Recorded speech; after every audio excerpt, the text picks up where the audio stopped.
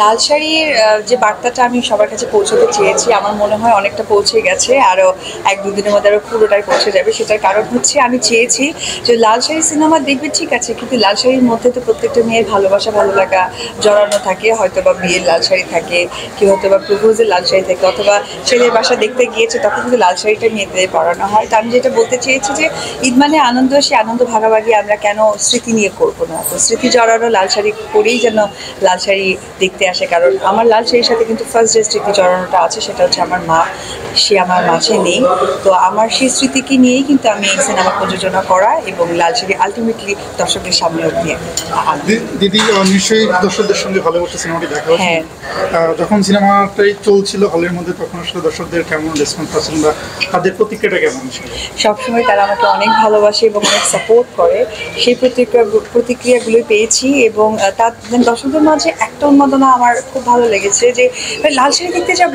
তো অনেকে বলেছে যে লাল শাড়ির জন্য না মানে অপু বিশ্বাস লাল শাড়ি সব অনুষ্ঠানে পরে গেছে, আমরাও পরে আসবো। আর মানে এটা তো বেসিক্যালি আমাদের একটা কৃষ্টি কালচারকে ঘিরে এই গল্পটা সামনে যাচ্ছে, মানে তাকিদেরকে ঘিরে এই ধরনের ইয়েগুলো। এবং ভালো লেগেছে তাদের যে অপু বিশ্বাস, যাকে আমরা সিনেমায় অলওয়েজ পর্দায় নায়িকা হিসেবে দেখি, শুধু নায়িকা, আজকে নায়িকার পাশাপাশি প্রযোজনা করছেন, সব কিছু মিলে তাদের খুব ভালো প্রতিক্রিয়া পেয়েছে। দিদি, যারা লাল শাড়ি দেখে আসছে, আমরা দর্শকদের সঙ্গে কথা বলছিলাম, তো তারা যেটা বলতেছিল যে আপনাকে সাকিবকে আবার একসাথে পর্দায় রেখেছে, সেটা আপনি কতটুকু সম্ভাবনা আছে? তারা নিজের অনেক সন্দিহান। না, সন্দিহানের কিছু নেই। দর্শক চাওয়াটাই আমাদের কাজ। কারণ আমরা প্রত্যেকটা কাজ যে করি বা সামনে এগিয়ে নিয়ে যাই বা আরও কাজ সফলতার সাথে সামনে এগিয়ে দেবো, সেই প্রতিশ্রুতিই কিন্তু আমার থাকে দর্শকদের সাথে। তো দর্শকরা যেহেতু চাচ্ছে, আমার মনে হয় প্রযোজক, পরিচালক তারা যদি একত্রে হয় দর্শকদের চাহিদা পূরণের জন্য, অবশ্যই আমার কাছে প্রপোজালটা নিয়ে আসলে আমি অবশ্যই কাজ করতে রাজি। দিদি, যদি সেই প্রসঙ্গটাই বলি, আপনি তো নিজে একজন প্রযোজক, তাহলে হচ্ছে তো আপনি চাইলে একটা সিনেমা প্রযোজনা করতে পারবেন। সেক্ষেত্রে শাকিব খান এবং আপনাকে জুটি করে কোনো সিনেমা প্রযোজনার সম্ভাবনা আছে কিনা বা কোনো ইচ্ছে আছে? উনি অনেক বড় মানের একজন অভিনেতা, নিঃসন্দেহে। আমিও ওনার অনেক জুনিয়র, অনেক পরে আমি সিনেমা এসেছি, আমাকে উনি প্রমোট করে অপু বিশ্বাস বানিয়েছে। তো এই শক্তি সাহসিকতা আমার নেই। দিদি, সে তো এখনো আপনার সিনেমা প্রমোট করছে, তো আসলে আপনি প্রিয়তমা দেখবেন কিনা? 100%। আমি শুধু তাই নয়, আমি হচ্ছে লাল শাড়ির পাশাপাশি প্রিয়তমা, একদম মানে দুটো সিনেমা আমি প্যারালেল যাবো। কারণ প্রিয়তমার নায়িকা আমরা সবাই জানি ওপার বাংলার। তো আমি প্রিয়তমার মতো করে বলছি, আপনারা সবাই হলে লেগে প্রিয়তমা দেখেন, পাশাপাশি লাল শাড়ি দেখেন। আর আমাদের বাংলা আরও অনেক চলচ্চিত্র রিলিজ হয়েছে, সেগুলো অবশ্যই দেখবেন।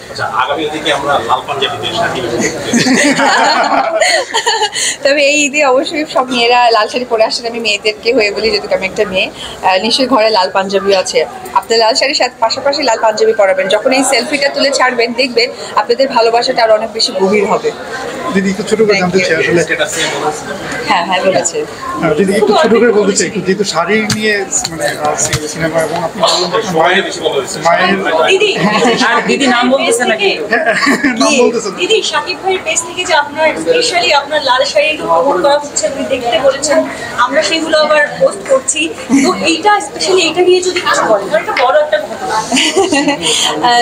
একজন মানে প্রযোজক কিন্তু জয়।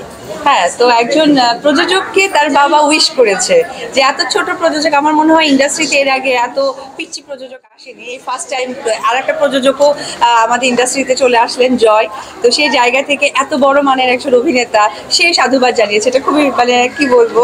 তবে হ্যাঁ, এটা পাশাপাশি বলতে চাই, গাড়িতে যখন আমি দেখছিলাম মানে আমি ভাষা হারিয়ে ফেলেছি, কি বলা দরকার, কি বোঝা দরকার। তবে এটুকুই বলতে চাই, আমার প্রত্যেকটা সফলতার কৃতিত্ব, অবদান সমস্ত শাকিব খানের।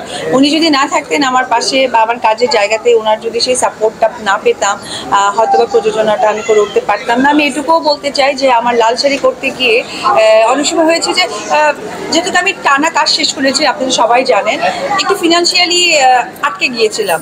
তো তাকে বলার সাথে সেটুকু আমাকে একটু সাপোর্ট করেছে যে আচ্ছা ঠিক আছে, আউটডোরটা শেষ করে আসো। কারণ আমার কমিটমেন্টটা এমন ছিল যে আমার আর্টিস্ট সহকারে যারা থাকবেন কলা কৌশলী, যাতে আমার স্পটে সব কিছু কমপ্লিট করা হয়। ঢাকায় এসে যেন নট এ সিঙ্গেল কেউ বলে যে আমি এটা তো পেতাম। এবং আমি যেটা হয়েছিল যে আমার 20 দিনের আউটডোর ছিল, আমি 18 দিনেরই সব কিছু কমপ্লিট করে দিয়ে এসেছি। 2 দিন হয়তো বা জাস্ট কিছু ডাবিংয়ের ব্যাপার থাকে, কিছু হয় না যে এটা জাস্ট পেপার ওয়ার্কের জন্য। তো সেই সাপোর্টটাও কিন্তু আমি পেয়েছি। তো ওভারঅল মিলে আসলে আমি স্পিচলেস, কারণ এটুকুই বলতে চাই। শাকিব খান আপনার এই সিনেমায় হচ্ছে ফিনান্সিয়ালি সহযোগিতা করেছে, অনেক, হ্যাঁ, মেন্টালি সাপোর্ট, এবং আজকে তো আপনারা সেটা দেখলেন যে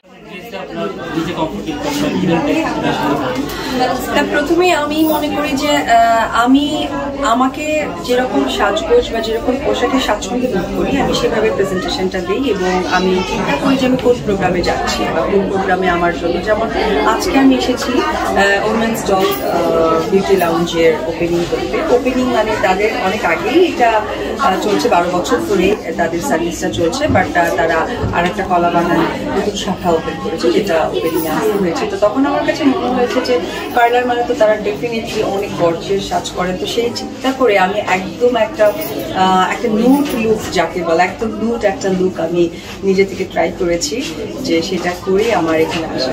আসলে ডিপেন্ড যে আমি কোন প্রোগ্রামে যাচ্ছি, কোন প্রোগ্রামে আমাকে কোনটা ডিমান্ড করে। ঈদের আমার একটা প্রশ্ন, সরি, ঈদের সাজটা নিয়ে একটু জানতে চাই। ঈদের আর বেশি দেরি নেই, তারপর প্রচন্ড গরম, সবকিছু মেনটেন কিভাবে করবেন এবার ঈদের সাজটা জানতে চাই।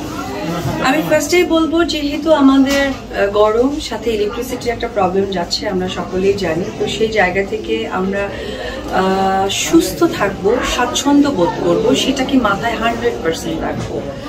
সেই জায়গা থেকে আমাদের সামনে যেহেতু কোরবানি ঈদ, সুতরাং আমরা অবশ্যই অনেক বেশি হেভি ফুড খাওয়া পড়বে। তো সেই জায়গা থেকে আমাদের সাজের জায়গাটা কিন্তু মেয়েদের ক্ষেত্রে বিশেষ করে আমাদের খুব খেয়াল রাখতে হবে যে আমরা যেন সিম্পল ড্রেস আপ হয়, লাইক হোয়াইট কালার পাতলা টাইপের কিছু ড্রেস আপ যেগুলো থাকে, যেগুলো একদম পিওর কটন বলে, ওটার মধ্যে কিন্তু যখন আমরা একটু গর্জিয়াস ভাবে একটু গোল্ড কিছু পরবো, একটু ডার্ক লিপস্টিক দিব, বাট একটা সিম্পল একটা হোয়াইট ড্রেস পরেছি, দেখবেন যে একটা খুব সুন্দর একটা না স্নিগ্ধ সৌন্দর্য লাগবে। তো আমার কাছে ঈদের সাজবনে এবার আমিও ডেফিনেটলি সাজবো, আমি ছাড়বো ফেসবুকে, বাট আমার সাজেশন বলবো না, আমার একটা অভিব্যক্তি প্রকাশ করছি যে যেহেতু প্রচন্ড গরমের মধ্যে দিয়ে যাচ্ছে, সাথে কোরবানি ঈদ, আর কোরবানি তো বিয়েদের ব্যস্ততা বেশি থাকে, সেই জন্য আমি বলবো যে খুব লাইট কাপড় যেন হয়, আর সাজগোজটার মধ্যে লিপস্টিককে প্রেফার করবো। That's it.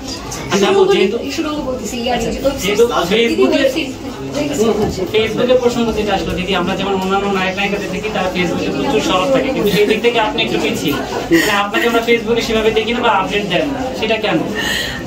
আসলে আমি একজন দর্শকের কাছে চিত্রনায়িকা উপবিশেষ হয়ে থাকতে বেশি পছন্দ করি, কারণ আমার কোন কাজ হচ্ছে, আমার অ্যাটেনশন কোথায়। আমার মনে হয় যে যখন ফেসবুক আসলে আমাদের নিজস্ব মনোভাবটা প্রকাশ করাটাকে ফেসবুক বলা হয়, তো সুতরাং আমাকে সবাই পর্দায় যেমন হয় যে আমাকে নায়িকা হিসেবে দেখতে পছন্দ করে। ফর এক্সাম্পল, যেমন আমি বেবির পর অনেক মোটা হয়ে গিয়েছিলাম, ওটা অনেক দর্শকরা কমেন্টস বক্সে কি বলছে, খুব বিশেষ মোটা হয়ে গেছে, বাট টু বি অনেস্ট যারা কমেন্টস